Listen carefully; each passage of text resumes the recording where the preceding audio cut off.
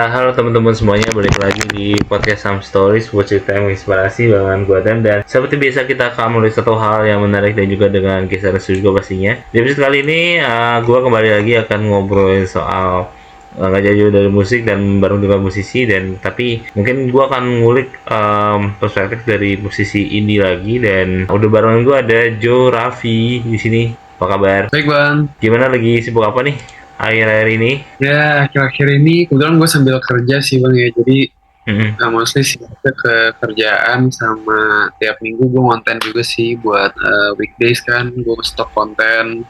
Terus kalau pulang kerja juga gue kadang bikin cover. Dari lo berarti kerja apa nih berdua berarti? Gue di bank kebetulan bang. Oh, di bank, oke. Kebetulan gue body dan promosi bagian. Oh, promotion, marketing berarti ya. Lo kenapa jauh banget nih? Jadi musik nih hanya hobi aja apa gimana nih? Berarti? Ya sebenarnya sih kita semua pengennya main professionnya ya yang kita suka ya. Iya. Musik, cuman kan ada hal-hal lain ya buat kita tuh. Gue juga sebagai anak muda, gue awalnya bingung juga kan, kayak pengennya kemana gitu. Cuman ya dulu gue pernah pengen tes, ini fun fact juga sih, gue pengen tes polisi gitu dulu pas SMA gitu. Terus pas gue pikir-pikir, kayaknya gue belum pernah sih ngeliat polisi yang berkarir juga di musik, jadi gue gak jadi tuh.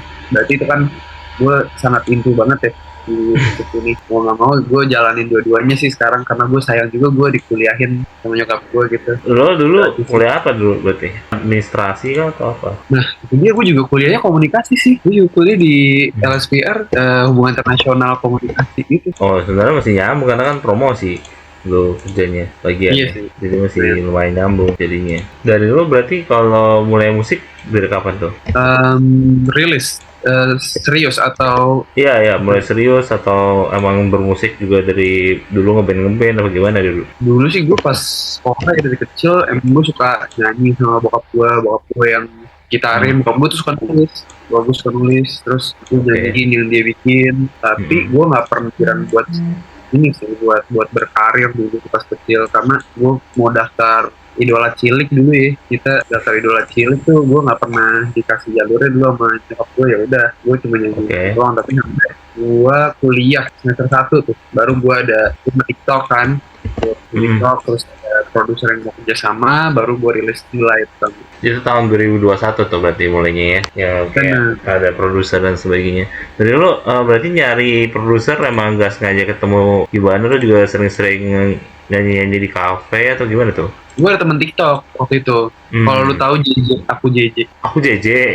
Iya. Gue bareng dia tuh main, terus produser waktu itu produser pertama dia juga. Terus ya akhirnya mau kerja sama, kita rekaman bareng tuh di Bandung. Si JJ waktu itu rekaman kekasih virtual kalau tahu lagu. Oke. Jadi JJ juga awal mulai lu bareng JJ berarti ya? Iya, JJ gokil tuh. Jadi lu kenal JJ dari TikTok tuh berarti? TikTok menghubungi segalanya nih zaman sekarang. Kalau misalnya indie, berarti lu bareng ngeplan juga kayak apa, asal mungkin kayak lagi semuanya aja nih rilisnya atau gimana tuh ngatur-ngatur rilisannya? Gue suka ini sih, gue suka jalannya band Perunggu, kalau lo tau. Gue suka mereka kan pada kerja semua tuh awalnya ya sesimpel gue pengen kayak mereka sih. Dia udah ngelakuin yang mereka suka, terus udah pada resign semua kan. Gue sih sesimpel itu sih sebenarnya. Cuman kalau mau dikolaborasiin lagi, sebenarnya gue nggak merasa gue punya dopamin intake yang cukup kalau gue nggak rilis lagu. Gue nggak tahu kenapa tuh. Gue pengen aja kalau misalkan gue rilis, ada yang denger, ada yang ngerasain karya gue, ada yang ngomongin, itu gue seneng. Gue seneng sama orang-orang yang nge-DM terus bilang lagu lu nemenin gue ini, itu gue dapet dopamin yang beda aja. Berarti lo udah cukup nabung juga buat lagu-lagunya? Maksudnya kayak lo tuh lagu nulis sendiri atau gimana? Iya, nulis sendiri. Iya, maksudnya nabung kan? Maksudnya kan biasanya banyak yang VN dulu, terus itu kayak iya bener. band lagu lah. Iya. Nah, terus ada lu beberapa target yang berapa? ada Iya, lanjut. target gue pengen album, cuman mungkin kalau di tahun ini belum memungkinkan ya. Paling gue single dulu sih tahun ini untuk melihat pasarnya. Setiap berapa lama tuh kalau udah Ini ngapain kapan dia Agustus rencana gue produksi lagi. Agustus? Iya. Oke, lumayan jangka waktunya lumayan lama ya, dari kalau nggak salah lagu lu terakhir kan di Mei ya? Iya, di April. April maksudnya, iya. April ya. Itu lumayan lama ya, di 4 bulanan nih. Terus lu promosi gimana tuh? Kayak suruh orang-orang kantor dengerin atau gimana tuh? Lo awal-awal ini untuk ngepromo ini. Dulu sih kan gue dibantuin teman-teman kuliah gue tuh pas yang zaman-zaman kuliah. Pas di kantor sih gue kebetulan gak ada yang gue ajak langsung untuk bekerja sama ya. Cuman mungkin sekarang gue udah mulai dekat nih. Kebetulan di kantor gue juga ada drummernya The Brandals, kalau lo tahu, bareng gue suka nongkrong bareng gue gitu-gitu, makan siang bareng, dan kita suka sharing soal perindustrian musik ini, yang kebetulan dimana dia juga goalsnya ya kayak gue dan musisi-musisi lainnya juga yang kerja gitu ya. Kita sering brainstorming bareng lah. Tapi mungkin sekarang gue promonya di TikTok dan sosmed aja sih, karena itu sekarang yang megang marketing di industri ini tuh pasti semua pasti sosmed ya sih. Iya pasti semua sosmed semua sih sekarang. Dan makanya kayak gue merasa juga kayak lo kan indie tapi juga lo sambil kerja lo gimana caranya tetap bisa di musik. Dan lo ada target juga gak sih kayak gue mungkin ada di titik apa lo bakal resign juga kayak Perunggu untuk di musik? Kalau misalkan kemarin tuh gue kebetulan ngomongin ini nih sama si drummernya The Brandals nih, gue ngomongin nih, dan gue berkeputusan untuk ngambil target yang dia bikin. Target dia tuh kayak, lu kalau seminggu sekali manggung itu belum padat, dia bilang. Kalau lu belum padat, lu jangan resign. Tapi kalau misalkan lu seminggu udah 3 kali, itu udah padat, itu waktunya lu resign, kata dia. Jadi sekarang lo udah mulai gigs juga atau gimana nih secara manggung? Itu struggle gue sekarang sih bang. Jadi lumayan ada yang tahu lagu gue, lumayan. Kayak contohnya kayak di kantor gue tuh di kayak penerima orang di gedungnya tuh kayak resepsionisnya, dia tiba-tiba nyapa gue, dia bilang gue dengerin Farewell kayak gitu.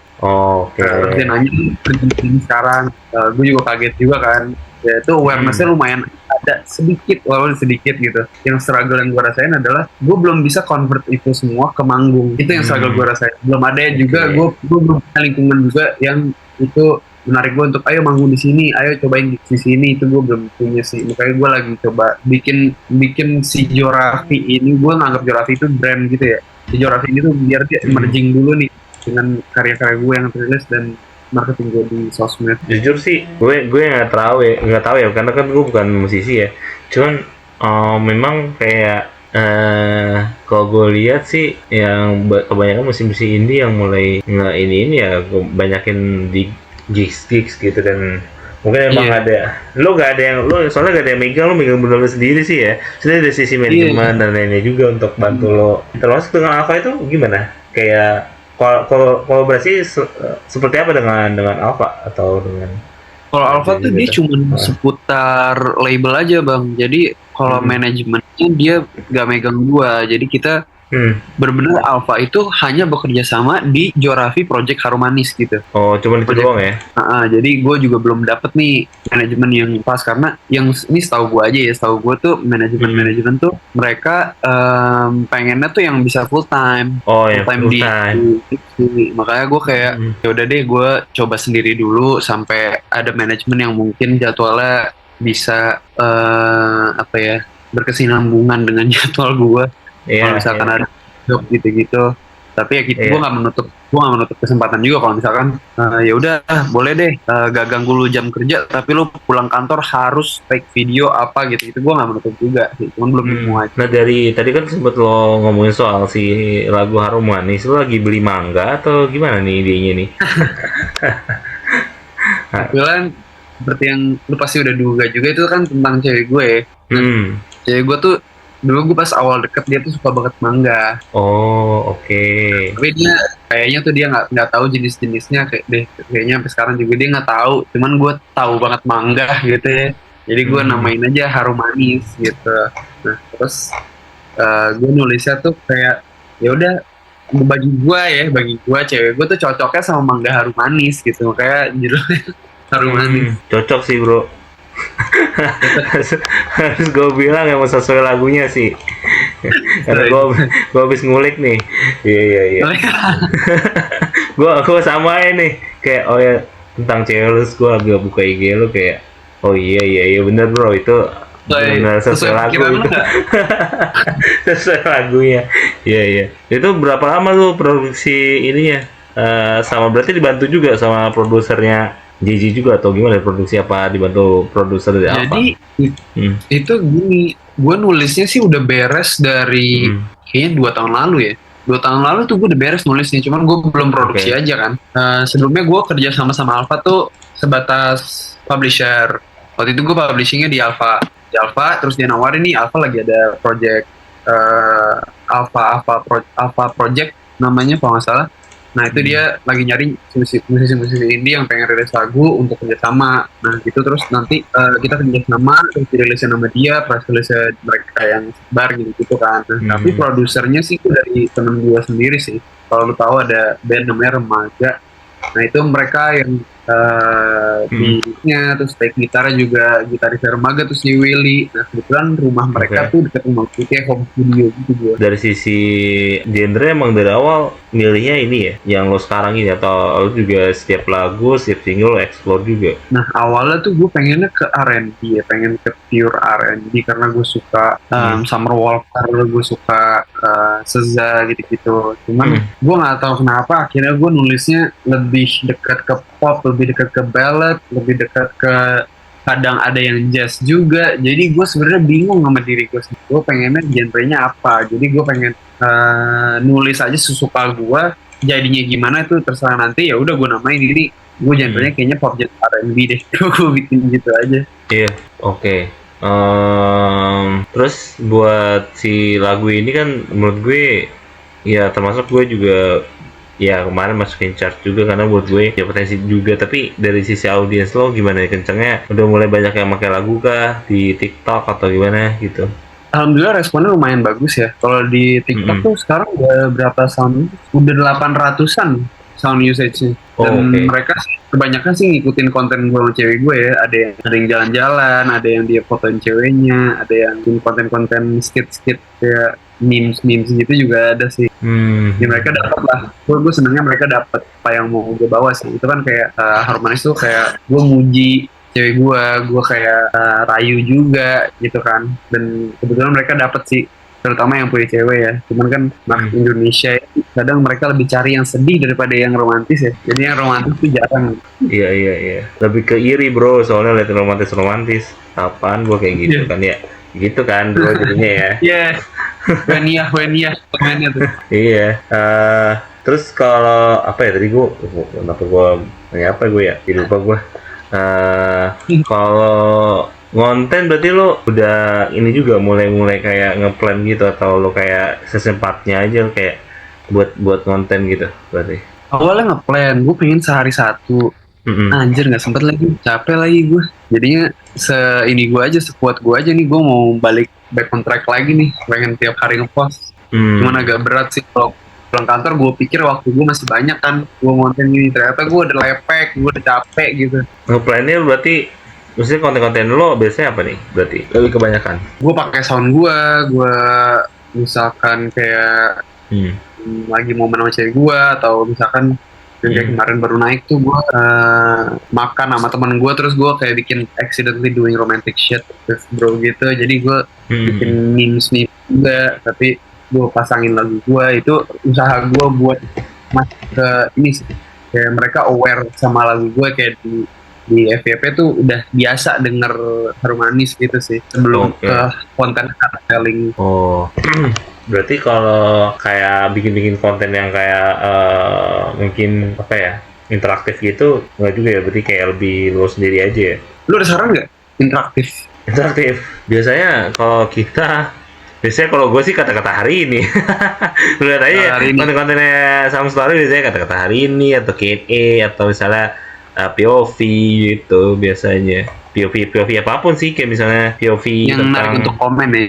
Iya, yang kayak perdebatan kayak misalnya lo suka bubur diaduk apa nggak diaduk gitu misalnya, gitu kayak POV gitu. Kalau misalnya lo masih mau nggak sih sama, misalnya nanya ke cewek gitu ya, misalnya mau nggak sih lo sama cowok selingkuh, misalnya gitu gitulah intinya gitu.